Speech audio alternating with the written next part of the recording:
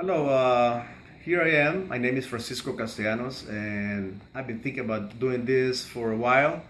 And this is like a test of giving some knowledge to myself first, to learn a little more about the subject, and second, to share this with people who are interested in this subject. I had the honor to be with a friend of mine and a very great activist. I would be saying that he's a scholar in the knowledge of the Palestinian situation, and that's the theme that we're going to be talking about is about Israel and Palestine. Uh, First, let me introduce myself a little bit. Why I'm doing this. I was born in El Salvador, Central America, and I was very interested in politics since very young age. Maybe because my dad, maybe because I overheard with when they were talking with my uncle regarding Jewish things about Germany in the Second World War and other things. I love history, and I think one of the most important things is to be fair with history and to try to seek the truth, because I think history is something that we need to balance, not to memorize names and dates, but to balance and to see both sides of the story. So anyway, some people ask me why I'm not interested more in the politics in Latin America, especially El Salvador. We're going through a lot of issues right now as we speak. We're going through problem with gangs. It's a socio-economic problem that have been existing since the turn of the 20th century, maybe before. But at this point, I'm more interested in talking about the most suffer people on the planet Earth, is the people in Palestine. And I consider that the whole land, what some people call the Holy Land, that is named right now Israel. I think Israel, my personal opinion, is a pseudo state, and that whole territory should be called Palestine. So let me introduce here my friend Paul Larudee, and he has more knowledge regarding this Palestinian situation. So Paul, I'm really proud to be here with you. I would like to see if you could give me some opinions about what is the whole situation, what's going on right now. Thank you, Francisco. And first of all, I would like to add to what you said about the importance of the problem in Palestine. We know from the history of El Salvador that there was a very terrible situation in El Salvador, and in the memory of many people living today or their parents. And it was very important at that time for people around the world, and in the United States especially because of the US involvement, to understand and to know what is happening in El Salvador. And so for people only who are concerned with El Salvador, Salvadorians and Americans, to be the only ones interested in El Salvador, it's important for the entire world to know what's happening in El Salvador. And the same is true with Palestine. Palestine, especially because it's been going on for such a long time, and because it is so dangerous, not only for Palestine, but for all of the Middle East. So, and we see this now. It's spreading to Libya, to Iraq, to Syria, to Yemen, etc., etc. It's not yet what you would call a world war, but it's pushing in that direction. And I'm not saying that we will have a world war, but the world will be involved. Everybody in the world will be involved in what's happening in the Middle East. So it's very important to know this.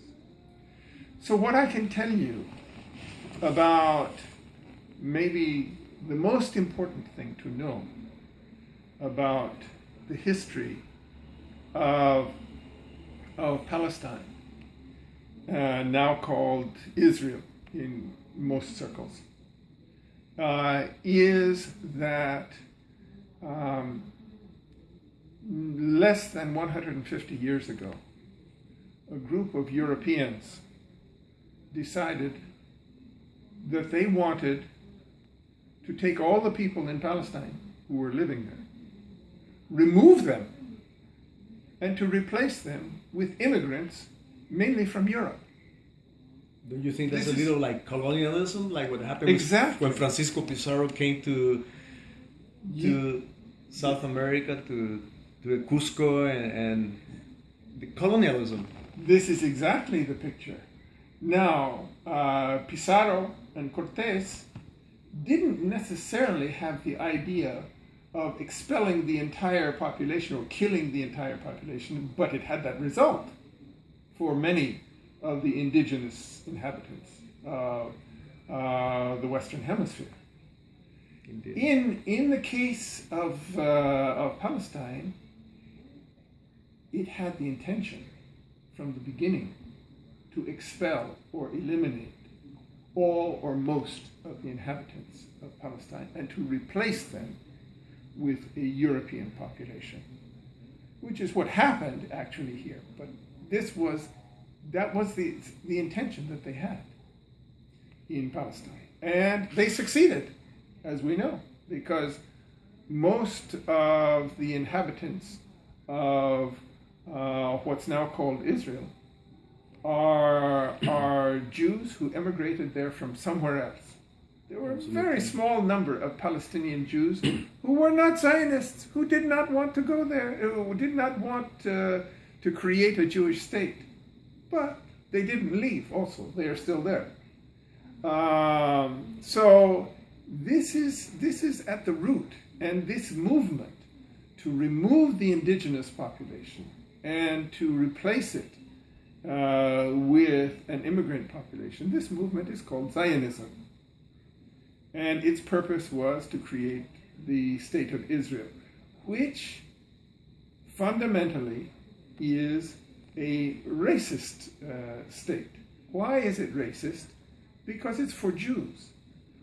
It expelled huge numbers of Palestinians. There are more than 5, probably more than 6 million Palestinians today who are themselves the expelled population or the sons and daughters and grandsons and granddaughters of the expelled population. And why were they expelled? Well, you can give many reasons, but there's really only one. It's because they're not Jews. They're Palestinians. They're not Jews. Paul, let me ask you a couple of questions. One important question is regarding the peace process. Yes. We have been talking about the peace process. I'm very skeptical regarding that aspect and the two-state solution. I'm very skeptical both. I think it's just a gimmick that the Israeli state is trying to kill time to continue with their oppressive genocide system. What could you say about that? Well, you know the story about mirages in the desert, where people dying of thirst see on the horizon an oasis full of water, and as they walk towards it, it gets farther and farther away, and they keep going, but they never reach there. Well, this is the two-state solution. This is the peace process. You never ever reach there because the terms keep changing, and they keep making it more difficult and finding excuses not to make any advancement in the process. So as you say, there was a time, maybe 50 years ago, when Israel was opposed to a two-state solution. They didn't want to give legitimacy to anything Palestinian. Now they'll say, okay, something Palestinian, but we need to discuss it. And so they discuss it, and discuss it, and discuss it, and nothing happens. And in the meantime, it's two people arguing over a pizza and how much of the pizza each one is going to eat. And as they discuss it, one of them is eating the pizza. So that the longer you discuss, the less pizza there is. Well, you know, let me interfere there. In that analogy you're doing there, the pizza belongs to one group of people. Right. The other person just came That's without true. even paying for the pizza, and they That's want right. it all. That's right. so, That's right. so This is exactly what's happening. okay, now do you think the United States has a role to play there, or they have ever done anything to change this subject, or this situation, or do you think the United States is just another gimmick? The United States always has a role to play everywhere. Oh, absolutely, as an empire. Yes, exactly. And in this case, they have played a role there in defense of Israel.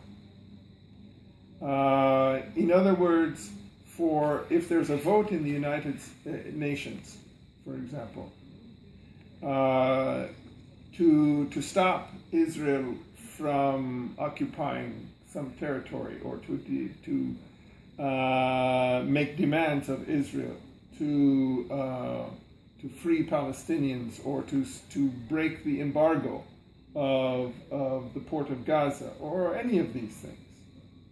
Always, always, always, the United States takes the side of Israel. Okay, that's brings me to the next question. Yes. Why? That's there are different opinions about this, but I have to say that if you want to run for Congress in the United States of America and you want to criticize Israel, Your career is done. your career is finished. So, in other words, what you're saying is the United States is not the United States of America, it is the United States of Israel.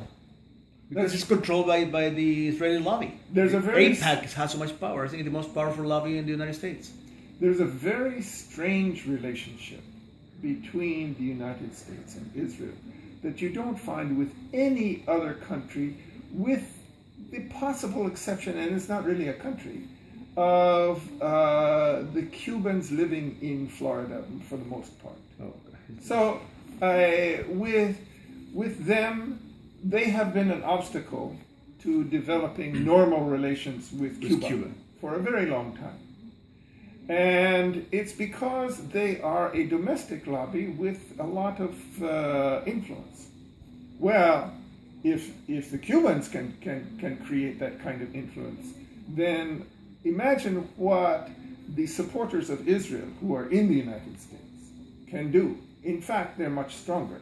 How many members of the Congress, or how many members of the political figures in the United States have dual citizenship, Israeli and American? This is a problem. This is a problem. First of all, the Jewish population in the United States constitutes 2%. But not all Zionists are Jews, and not all Jews are Zionists. That's true. There's a lot of Christian Zionists. Right. But having said that, there are at least, I think it's 17% of the Congress is Jewish. And many of those who are not Jewish are also pro-Israel. In fact, you could say the entire Congress, without exception, all 535 members of Congress in the Senate and the House, all of them are essentially pro-Israel. And the Jews who are members of Congress, they are all Zionists. You don't find anti-Zionist Jews, which exist, and in significant numbers. You don't find them in Congress. They will never get into Congress. It's preposterous how biased you can see the American policies protecting Israel. Yes. And the amount of money that the United States gives to Israel, to the Israeli state, about $3.5 billion. I'm more worried about the amount of influence that the Israel lobby has in this country, because it's not just the money that we give to the state of Israel. it's also the fact that it's possible that the entire Iraq war was fought Absolutely. for the state of Israel, and that comes to at least $3 trillion of Absolutely. taxpayer money. Far more than... And I would say the destruction of Libya, Yeah. and they want to go Syria, and they Yeah, even but- want to go to Iran.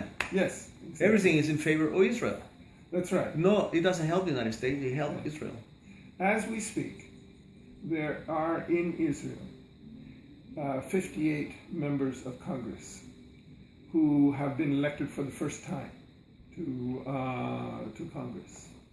They go there as a guest of, I won't say the state of Israel, but the Israel lobby in the United States. And the purpose usually is to make sure that they understand that if they want to ever succeed or have a career in Congress, then they have to do what they're told. But in this case, it goes beyond that, because now they are being instructed to vote against the U.S. agreement with Iran. Actually, that's really sad, and one of the reasons we're doing this is to maybe awake the consciousness of people. Right. Because most people ignore this, or they continue with their micro-existence, and they don't participate, and they don't understand that this is going to catch up, and it's going to be ugly. Yes. So, well, Paul, I appreciate that we spent some time discussing this, but hopefully we can do this again. Yeah, we'd be happy more to. prepared, because this is just, trying to figure out how can we develop some consciousness Right. on the not only Americans, but whoever is willing to listen Exactly. and is interested in this situation. Okay, Paul. Okay. Thank you very much. Thank you, Francis. All right.